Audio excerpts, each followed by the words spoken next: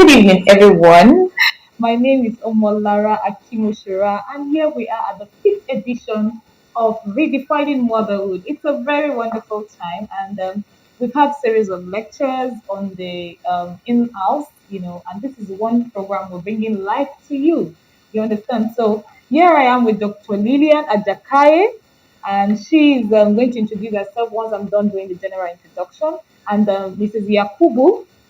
Mary Yakubu. And also we are here with Mrs. Omowunmi Adebayo.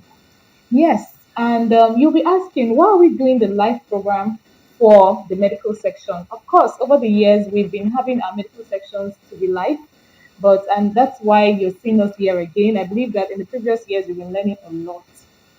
And tonight we're bringing you another edition. We're going to be speaking on cervical cancer, everything you need to know about cervical cancer. And we're not going to take your time, so just sit back and enjoy yourself. I would leave it up to Dr. Lillian to give us a brief introduction about herself before we kick start.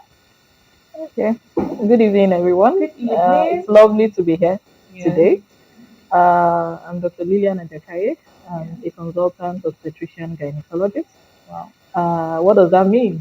We take care of women generally, anything that has to do with women, from childhood to the beyond, we'll say. So anything involving women. Once you're born a girl, until womanhood, adulthood, to old age, we take care of everything that has to do with women. That's interesting. Thank you. So we are going to be talking about cervical cancer today, and it's a very important topic. And why is it important? Cervical cancer has been found to be one of the leading causes of death, especially in developing countries. And that shouldn't be so because the cervix, which is the mouth of the womb, is easily accessible, and it's an area where we can easily pick symptoms or signs that can lead to cervical cancer, and hence it is really preventable. It's one of the preventable cancers. So there's no reason why a woman should die from cervical cancer in this age and time. Now, in developed world, it's about the third commonest, but it doesn't get to the advanced stage so much because they've been able to find ways to pick up the disease at early stage and treat even before it becomes cancer. So we're going to go through what it is, the symptoms you present with, the treatment, prevention. I know a lot of people don't know that there are vaccines for cervical cancer. So you can That's why actually we're give here to vaccines. learn. We're going to learn a lot today. So cervical cancer is commonest, one of the commonest, I would say, in West African region. In Nigeria, it's been dealing with a lot of women. I've come across a lot of women in my practice with both early stage and advanced stage cancer. Now, the aim is to prevent the advanced stage. We don't want it to get to a stage where we say, oh, we are going to just do palliative, we are waiting for her to die. Because if it gets to that stage, there's really nothing much to be done. We don't want that. We want to pick it up early, and I'm passionate about preventing gynecological cancers. So, cancer of the cervix is that cancer that affects the I wish I could draw something. The uterus itself looks like an avocado pear. So we have something here that looks. So this is the way the uterus looks, okay? And it has arms, and then there's this lower part. Can we see this lower part? Yes, That's the cervix. Okay. Now, when you have cancer affecting this lower part, we call it cervical cancer. And this lower part can be seen through the vagina when we use what we call a speculum to look down. And when we look down, we actually see this part. Now, when we see this part, we know how it looks normally and when there are changes. And there are some specific tests we can do. We'll get there. But we know now that the lower part of the womb is the cervix. So, cancer involving the lower part of the womb is called cervical cancer. And as I said before, it's one of the leading cause of deaths, gynecological deaths in women. That shouldn't be so. Now we'll go to what can women present with when they have such condition. Many patients come with no symptoms. They don't even have any symptoms. They just come and they're like, okay, maybe they come. For me, nobody comes into my clinic and goes away without doing a pap smear. Nobody. That's one thing I have decided to do for myself to help my fellow women. So That's interesting. everybody comes in, you must have a cervical cancer screening test. So it's So part of, sometimes, even if you come for antenatal, no whatsoever matter it what you is, come for, you are we going to do it. mention it so that at Okay. least there's that. Because sometimes in pregnancy, we'll say, okay, maybe just as you finish having your baby, you Mm-hmm. have it done. Some early stage, we also do it. So it's incorporated even into the antenatal Plan, plan. yeah. Yes, so we Okay. do it. So no woman escapes it. We get to Yeah, do it that's for really them. So interesting. symptoms, some are symptomless. So some of them you just pick them up by doing a mere test, pap smear Mm. test, and then you say, oh, there are changes that can lead to cancer. Let's take care of it. So Mm. those are those subsets. Then for those that have now started presenting with symptoms, you find that some will bleed during intercourse, what we call That's postcoital intense. bleeding. Okay. So after sex, you're seeing blood, that is dangerous. Don't say, oh, it happens to me. You need to come to the hospital to have a check. Another thing is some people suddenly start discharging malodorous vaginal discharge. So something starts coming out that's awful. Suddenly, From the before now, smell or the color, the both changes. smell and color. Okay. So you can be creamy, it can be sometimes even pinkish, like with blood, and then foul smelling. That's another symptom that some people present with. And then some people watery discharge, Okay. just watery, just pause suddenly. It just comes out from the vagina, and you're wondering what is this. You need to get the mouth of the womb checked. Those are the major symptoms. And then occasionally, when it is really advanced, you find people having pain in the lower abdomen, some of them having difficulty with passing stool. By then, it has spread into the rectum. That is where the anus is and all that. So we don't want to get to that stage because when it spreads, it actually goes down and up on, into the uterus. So you find it going down to the vagina and then up into the uterus. And it can go to distant places like the liver and the lungs. For those ones, it's end stage. So we are saying, oh, maybe she has like 3 more years, maybe she has like 2 more years. We are just going to be doing palliative. That's the Yeah. stage we are trying to What's the prevent. palliative? Palliative treatment is like we're just giving you pain relief because of the pain you're Oh, having. just to, We're oh, just waiting okay. for the The day that day. the Oh, evil would happen. oh, okay. It's terrible. It's not Mm. something you want to experience. So those are the symptoms that most patients will present with. Now we would now talk about how we can make a diagnosis. Okay. Now, in making diagnosis, most of these patients, these symptoms, some of them, as I said, will present with those symptoms. Some will have no symptoms. That was the first thing I said. And then it is when you examine and take some tests that you now find out what the problem is. What are the basic tests that we do? One of the commonest that patients should always note is the pap smear. That's the traditional name we call it because now it has actually improved. It Okay. is no longer just the pap smear. We do what we call liquid based cytology. Quick Now, base psychology. cytology, because before now, pap smear would just involve us getting something like a glass slide and then smearing the sample we take on it. Now, what we found about that is that we may miss some cells. Oh, okay. So it is not Not complete. conclusive, it's Yeah. not complete. So we have now moved to what we call liquid based cytology. So in that situation, we have a particular brush that looks like a washer. We have that brush. Now, a lot of people complain that doing the test is painful. That's also another myth I'm trying to dispel. You understand? It is not painful. It can be discomforting. I keep telling my patient there's a difference between discomfort and pain. You Yeah. understand? So it's better you go through that discomfort and make a Yes, of diagnosis than course. for you to now come down with cervical cancer. Mm-hmm. So we put what we call a speculum to open the vagina. That's the part that can be a bit discomforting. Then this brush that has that like a washer stuff, you go to that mouth of the womb and then you touch on it and then you go around up to 5 times, 360 degree. Now, in doing that, you're able to pick cells both from inside and outside, unlike the other one that it's a bit difficult to get from inside. So, in doing that, you now have what we call a preparation in a tube where you now drop what you've collected. So, it is different from the previous one where you just smear. Yeah. This is more representative. So we've been able to pick a lot of cells that can lead to cancer in that. Okay. So when we do that, there are different scenarios. So we can tell you, oh, your result came out normal. That's what we all expect. We can tell you, oh, your result is showing that you have an infection. It also picks infection, early Oh, stage okay. infection. I'm going to discuss causes in terms of what can cause cervical cancer, and you know Okay. why Like infection key is very ones, yeah. important. So we can tell you, oh, it's an infection, and we treat the infection. Those infections, if not treated on time, can over time cause cancer, cervical cancer. Now, apart from infection, it can tell us, oh, there's some cells that are abnormal, but we cannot tell if it's cancerous or not. In doing those kind of tests, we have to go further to say, oh, we are going to cut from the cervix. It's not just now taking a smell. We now have to physically cut. And then for others, you can tell us, oh, it's a low-grade lesion. Low-grade lesion meaning, oh, it's still very early. High-grade lesion, it means that cancer is very near most times. So we have to do some further tests. Now, going back to causes, what are the causes? The major cause, it's been found that cervical cancer is more like a sexually transmitted infection now. Because there's this organism called HPV, human papilloma virus. We know about it. Human papilloma virus has been implicated in about 90% of cancer. That's a whole lot. So what it means is that if you are able to pick HPV, you understand, it's you're very sure that you've been able to take care of like 90% of patients that have human papilloma that have cervical cancer. Now, HPV implicated most. You remember I said that it is now known as a sexually transmitted infection.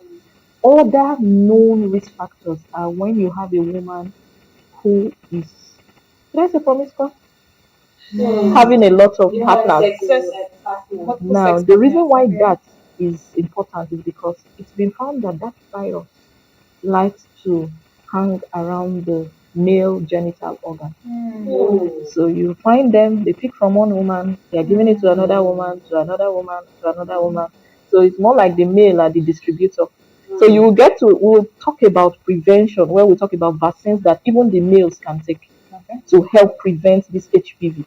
Since we've said that 90% of cervical cancer is caused by human papilloma virus, it makes sense for us to make a vaccine that will prevent human papilloma virus and hence prevent cervical cancer because 90% is from there. Now, multiple sexual partner, one, high risk behavior, not using condoms during sex, having multiple partners, we've already said, and then polygamous family, which unfortunately is quite common. It's quite common. So you find that okay, you have many wives, one of them has the HPV, you pick from this and go to this and go to this. So it's very important that we do our pap smears, we do our liquid based cytology to pick up early changes so that it doesn't get to cancer. Now, we've talked mainly about causes. Now, let's move to talk about how we can prevent. Prevention is ultimate because that's we cannot say don't have sex. We cannot so we have to try and prevent. So the major thing about prevention, one is doing that pap smear we talked about. Doing the pap smear, looking at the mouth of the womb, and then we take samples. Now, in some rural areas, there have been issues of they've not been able to access the pap smear kit, the liquid based cytology, so they do what we call VIA, visual inspection with acetic acid. The what does that mean? We go look at the mouth of the womb, and then we have uh, a particular instrument that we call a colposcope. It's like a camera that looks at the mouth of the womb. We stain the mouth of the womb with acetic acid, and then we use that camera to look at it. And then when we see changes that are abnormal, we say, oh, this person is at risk of having cancer, and we can treat there and then. So it's more like a see and treat procedure. The early stage of those diseases can be treated by doing what we call cryotherapy. So it's like a sort of burning of early tissues so that it doesn't progress because cancer is a progressive disease. So it starts early, it starts involving the whole service and moving upwards. So because these women cannot afford highfalutin services and you are going to the villages or to rural areas, you don't want to just see them and say, oh, you're at risk of cancer and leave them. So you want to do something right there and then. Even though it is not a conclusive thing, it helps at least for most of these patients. And then for some, you find that, oh, it has already turned to cancer. Those ones you have to now talk about, is it early stage or late stage? If it's early stage, surgeries can still be done. Yes. So we can get all this out. We take it all out, the whole uterus. Yes, with the mouth of the womb. So that because it's going to be spreading. We don't want it to spread. You understand? So early stage, sometimes upper part of the vagina and then the cervix, we take it out. Especially for people who have finished having their babies. Now some have not finished having their babies, but they have early stage. For those type, we can do what we call some conservative management. But as soon as they finish having their babies, we say, oh please just take it out. Yeah. But we keep screening them and checking. It's like a risk you are taking, but it's a risk worth it for some because they don't have any babies. Yeah. And they're like, okay, but if we see that it's advanced stage, we're talking between life and death. We're no longer talking about babies. You understand? So the most that can happen is if it hasn't involved the ovaries, we can save the eggs for use by Future, surrogate yeah. by future. So there's still hope in a way for some people. Now, for very advanced stages, you may not even be able to do surgery anymore. Those ones will do radiotherapy. So you expose some radiation there to take care of the abnormal cells. That's when we get the treatment. It's like we are rushing. Let's go back to where we are. So we are talking about the ways you can prevent. So we talked about screening, liquid-based cytology, doing our pap smear, and recently vaccines have come up. There are vaccines for human papilloma virus. Now, more than 100 strains of human papilloma virus have been identified. However, there are some that are high risk and there are some that are low risk. So, high risk, those that are prone to causing cancer. Low risk, they cause more of what we call genital warts, Yeah. warts in the vagina, and those are more like precursors of cancers, if you ask me. But since over 100 strains of HPV are available or have been identified, vaccines have been made to help prevent these high risk HPVs that can lead to cervical cancer. You understand? Now there are about three known for now. So we have the one that we call the Civerix. That Civerix is covering two strains, just two strains, 16 and 18, which is a major 16 actually is really known for cancer, a cause of cancer, HPV 16. Now we have Civerix, we have Gardasil. Now that Gardasil has takes care of four strains of HPV, 6, 11, 16, and 18. Those four. Now 6 and 11 are not high risk, but they cause genital warts. So you find that when you take Gardasil, you're preventing both genital warts and cervical cancer. And then of recent, there's the Gardasil 9. Now the reason why they say 9 is because it protects against 9 strains of HPV. But remember, I said that there are over 100 strains. So this is where, if for instance, someone is asking, if I take the vaccine, should I still be doing pap smear? Yes, you have to. Because it doesn't cover for all. Thank you. So you've answered one of the questions that may be asked because it's not covering for all. So we still need to do our pap smears. You understand? And screen so that in case there's now those strains that are not there, you can then treat. So for the Gardasil 9, it covers for 9 strains. 6, 11, 16, 18, there's 30, 31, there's 33, there's 52, there's 58. So it's a lot. And those ones, the reason why they pick those ones in particular is because they are more of the high risk strains and they are the ones that have been identified more. So it's like when you check women, these are the ones you see more. So they made a vaccine to protect them. Who can take this vaccine? Now, women from 9 to 45 years can take the vaccine. 9 to 45 Girls, years. girls from 9. Now it's even incorporated into our vaccination schedule. So you find that girls from 9. You just keep taking it. No, we're going to talk about how to take it. So you 9 to 45. Same thing with men. So we've said boys also can take it. Remember what we talked about, how it is spread. So now we are protecting the boys too. So 9 to 45, male, female. You understand? So you can I'm give. just hearing the male part. No, we give males. We give males. Now, how is it given? How is it given? Severus, Gardasil now. Severus is a dose, is 3 doses. So you give one, say at contact, the next one a month after, then the third dose 6 months after. So it's actually 3 doses. It's actually 3 doses. Now they say that for younger children, maybe between 9 to 14, 2 doses may suffice. You understand? But if you ask me, I prefer we just complete the doses. You understand? Then there's the Gardasil, the one that covers 4 strain. That's also you take now, contact, then 2 months after. Severus is 1 month after. Gardasil is 2 months after, then the last one 6 months after the second one. Same thing with Gardasil 9. So you take now, 2 months after, then 6 months after. So 3 doses for all of them, but different spacing. So if you're able to take those 3 doses, it helps to prevent these strains of HPV I talked about. And that's a huge success, because more like you are now protecting these young people 9 years before they get exposed to sex. Because remember, it is when you start having sex, any woman who is sexually active is prone to having infections, is prone to getting the HPV, and then prone to having cervical cancer. So that's why when they talk about screening, some people will say, okay, you can start screening from 21. But when you ask me, I would say start screening from when the woman becomes sexually active, because you are finding a lot of things happening now. You find 16, 15, they're already exposed. They've even had sex more than you, that you say you're 30 something. So why do you want to wait till when they're 21? Exactly. You understand? So I think it's better to start screening.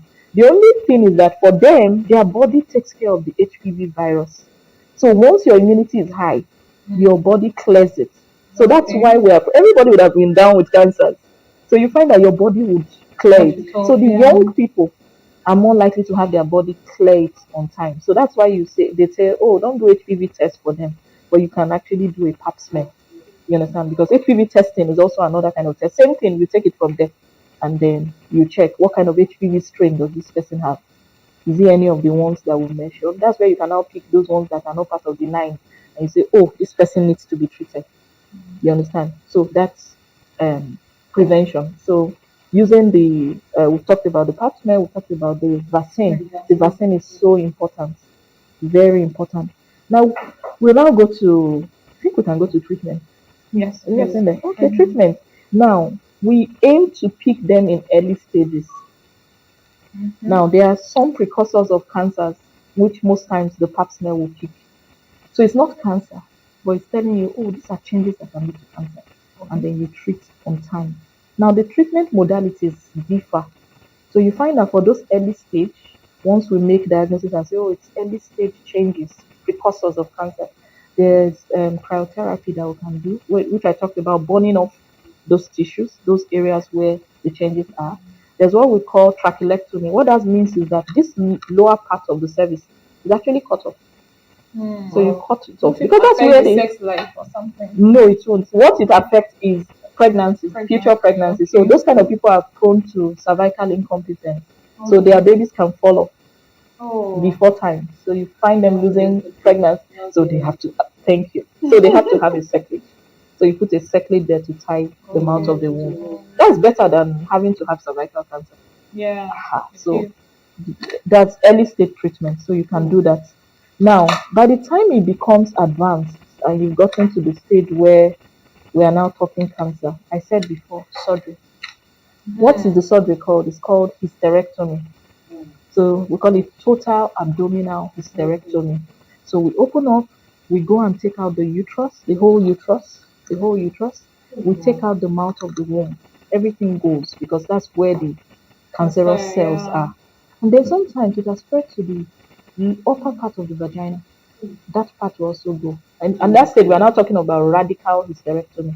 So it's not like the normal hysterectomy. Treat and then it reoccurs. It can reoccur, especially when you leave some cells behind. Wow. Yeah, it can reoccur. So you probably didn't know that it has spread, and then you go remove just the uterus. It can spread. So we don't want to even get to that stage. So radical hysterectomy, normal hysterectomy, just taking out the uterus, the tubes, the ovaries, everything has to go. So they don't see their period. They won't see their period And they have to again. know, They can't see their period again. But period is the least of their problem. Yes, Cancer, they have to be alive. You understand? And it won't have any. No, no, no, Okay. no. And it won't have any. What they should be, what we are more worried about is menopausal symptoms. Okay. So when you remove the ovaries, that's when menopausal symptoms come in. But if the ovaries are left, there will be no menopause, because the ovary releases hormones that keep you as a woman. Let's put it that way. What's the effect of that if you're not feeling the menopausal? If you don't have menopausal symptoms, we don't want you to have menopausal symptoms on time, because when you have menopausal symptoms, you start having heat flushes, you start feeling hot when others are cold, you start feeling uncomfortable generally, because your hormones sort of, as a woman, has reduced. Oh, So those are some of the drawbacks. But we can help them with that rather than them dealing with cancers. So if you get them out, you can give them some treatment to help. You understand? So that's for them is the list of their problems. For very advanced stages, those ones you can't even operate anymore. You can't operate anymore. Those people will need some radiotherapy where you just expose some rays to burn off the tissues. You understand? Because it has spread beyond the point where you can do much for them. And then you start talking about palliative treatment. How can I relieve her pain? How can I relieve her bleeding? Because some of them bleed torrentially because those cells have already been eaten up, sort of. You understand? For those kind of stage. Now, prognosis has to do with what is the survival rate. For early stage, all those stage one, you have about yeah. 90% survival. So you find that if 10 people have it, 9 will survive. That's a Oh, whole lot. So that's that's why very our impressive. aim is more of picking it early and prevention than getting it to the There has fourth to be stage. a Fourth lot of stage, awareness to this. yes, fourth stage, the survival rate is about 20 to 30%. 2 to 3 will survive out of 10. That's not too good. So that's like almost everybody dying. And that's what we are finding in So it's Africa, a good thing that unfortunately. we're even attacking it early. The Yes, target is early stage, early early stage, and stage. then So when you get to the hospital and your doctor is not talking about pap smear, please ask to do a pap smear. Very important. and Most then gynaes will Nigeria, ask, we have to talk about the cost effectiveness. How yes, it's not a lot of people that can afford these things. What is the that's true. government's role? What are they doing to ensure that everybody gets access to this treatment at Yeah. an affordable amount? Now You know, at least they've started helping in a way because prevention is better than cure. They say they've incorporated it into the vaccination schedule. So okay. what we should be doing is taking our girls to go take those vaccines. So don't wait till they are sexually active. From Okay. 9 years, they can take the vaccine. We said it, both boys Yeah, and girls. sure. Yeah. So if they've done that, try to introduce that. Some people still are afraid of taking the vaccine. So they, huh? Okay, so some people are still afraid of taking the vaccine. So you find them talking about, oh, some people reacted. Just the way you will take tetanus and occasionally some people will react doesn't mean that it is generally bad. That's another area we have to address awareness. Yeah. So some people, first of all, don't know that the vaccine is available, and those that are aware will tell you, "Oh, what if it makes me deaf? What if it makes?" They say all sorts, even without trying it. But I can assure you, my girls have taken it. You understand? So I also took it quite young, even before having my first baby. So it is advisable that you take it before pregnancy or before being exposed to sex. You get more benefit from it because you are not exposed to those HPV yet. You understand? Because majority of the HPV are sexually transmitted. You understand? So if you are not sexually exposed and you've taken the vaccine, it's like you protected yourself even before the strain now comes in. You understand? Because either way the strain would have to come in at some point because you will have sex and you don't know what will happen. You understand? So that's why we're also trying to protect the men to say, okay, let them also be vaccinated before they are 45. Now, in terms of screening, I talked about it before that I would say anybody who is sexually active should have the screening. And then you continue to do the screening 3 yearly if the results are normal. If it's abnormal, sometimes we'll advise 6 months, sometimes we say yearly, you understand, for us to do the test. Some people will say, okay, every 3 years, every 5 years, until you are 65. Now, that has a clause. If that person has been doing it at the right time, 3 yearly, till the person is 65, you can stop. But if they've not been doing, maybe first time they did it was when they were 60, you can't stop at 65. You have to go further. You understand and do it because as a woman, up till the day they die, they are prone to having cervical cancer, especially if they are still sexually active. Another thing is that from 65 and above, you find that the yes, sexual activity drops, so the risk of being exposed to HPV also reduces. So that is also the reason why we say, okay, stop at 65. They're done. But some people still do things up to 70 something. It's rare, but it happens. It happens. Thank you So so much, thank you Dr. very much. Lillian. Thank And you. really, I had some questions in mind, but I believe that from your you've even covered all the questions. Consent. So really, I'm so grateful for that, and Thank really you. thank you. My Thank question you. would be that initially I wanted to ask him, does it affect conception? But you covered it, telling us that okay. But what I'll ask is, like you said, it has been incorporated into plans. Yes. When you come to the hospital, and What if you're pregnant, and then you notice that the person is Already have yes, the what will be baby. done, for a Now, pregnant woman? now there are different stages of pregnancy. You know that it can be early stage of the pregnancy. Now, if you go and meet an early stage pregnancy with advanced cancer, Whoa, that's already terrible. termination. You understand? It's life first. You want to save that woman first. You understand? So, but if you're picking early stage, it now depends on how far, how long do you have? Because sometimes we say, okay, let's try and help her with this Manage baby, it, yeah. manage it to about 34 weeks, deliver the baby, do a CS, get out the uterus. It's Mm, early stage because you know it's hysterectomy, you remove everything. You understand? So it depends on what stage the in stage. pregnancy Okay. you're picking it. So that's why when we are doing pap smear, we try to do it in the first trimester Okay. between 0 to 13 weeks. So we look at the mouth of the womb and take a sample at that time to say, oh, are there cells that are abnormal? And then after delivery, also, we do it 6 weeks after delivery. So it depends on what stage What stage before would you be? Yeah. start managing. There are times when it is really advanced stage. You have to give chemotherapy, you have to give radiotherapy. A baby can't stay there. I can't. It's our life we are after at that point. Yeah. So Would you even possible to get pregnant? some people get pregnant with it. Some do. They do. They do. They So do. how often should a woman come to the hospital for a pap smear test? Okay. I mentioned before that we advise 3 yearly when it's normal. Yes. Sometimes we also say, oh, you've known it for a while, 5 years, every 5 years, but usually 3 yearly. So when it's normal, 3 yearly. Sometimes when it's abnormal, maybe we'll pick some infection or we'll pick some low grade lesions. We'll say, okay, maybe in 6 months we are repeating it, Talking or about in 1 year. infection, sorry Yes, to please. cut you. Does it mean that those with infection are Mm. high risk? Now, HIV infection sort of increases your chances of HPV taking over the mouth of the womb. Mm, So okay. having HIV reduces the immunity. That's why they also talk about causes being reduced immunity. Part of the things that reduces immunity, like HIV, like using steroids. So all those things that will reduce your immunity, that is your ability, the ability of your body to fight infection, makes it more prone to being affected by HPV. So it's like a gateway for HPV to go in.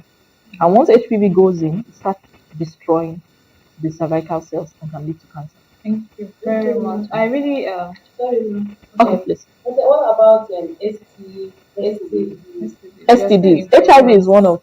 of the STDs. So generally, STDs that will reduce the immunity makes one more prone to having the HPV. Yeah.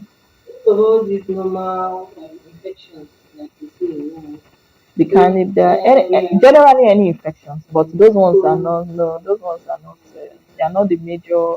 It's mainly the STDs, sexually transmitted diseases. Remember that we said cervical cancer is now more like a sexually transmitted Yeah. disease So it doesn't mean because that other external things coming into the, like, sorry, this could be really yeah, very funny, but yes, some people when they want to have sex, they use lubricants, Yes, all those things. Don't they there are affect? some toxins that can affect, Yeah. but some of them are mainly from maybe smoking, like nicotine.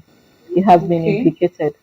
You understand? So Okay. some of those toxins, but mainly things that will reduce your immunity, steroids, HIV infection, other STDs. You understand? Uh-huh. Okay. So that's All right. Doctor, Mrs. Yakubu, do you have any yes. questions? but I want to say cervical cancer is one of a major cause of infertility. Maybe when we are having women having infertility issues, can we say cervical cancer is part of? Not necessarily. Not It doesn't necessarily. have, More like so it STDs. doesn't You really can have say any sexually way. transmitted infections. Mm, Sexually transmitted infections will make you prone Yes. to having cervical cancer, but it's not linked directly to to infertility. fertility like that. Maybe occasionally when you have to cut the mouth of the womb and you have to put a circlage, but most times they will still achieve a pregnancy. You understand? They will achieve a pregnancy, So, except you have to now remove the womb, and she doesn't have a womb baby. So that can lead to infertility. In that maybe it happens in a young person. Because before now they used to say that cervical cancer happens in older women, but I've seen hmm, a woman 25, Wow. she had cervical cancer. So that's why now we are not talking about age anymore. Everybody who is in fact, there was sexually I remember there was a time that exposed. the focus was more on sex workers. Yes, Yes, but now because it has dropped. It has mm, not. It's not more yes, it's sex workers everybody because now. it's not everybody. It's Now everybody talking now. about the 25 years old, she's sexually active. Yes, definitely. Definitely. It's very rare to find cervical cancer in virgins. Remember, we've talked Wow. about exposure to HPV. Yes. You understand? It's rare, very rare. Even though, yes, HPV can come in without sex, Mm. that's very Very extremely slim. rare. Hmm. You understand? So that's why we say, oh, it's more of a sexually transmitted disease. All right. Thank Do you you have very more much. questions? I believe that we've covered everything, and I Oh, believe that really? our viewers are really enjoying what they're hearing. So, well, this Wow. brings us to the end of this section, and I believe that everyone that's been watching has regained something today. You understand? You can take your time. Maybe you came in at the middle of the section. You can take your time, go through it again, because I tell you, you have a lot to learn, a lot to pen down in this. And as a way of closing, I will just, reintroduce people that are here. Dr. Lillian Ajakaye was our guest speaker, and then we came all the way to Avila. She's giving us a warm reception. And also we have Mrs. Yakubu, our event planner. You all know her, right? We've been seeing her over the years, and Mrs. Adebayo, our number one follow-up officer. So it's good to have each and every one of us here, the crew, the cast, those we can't even see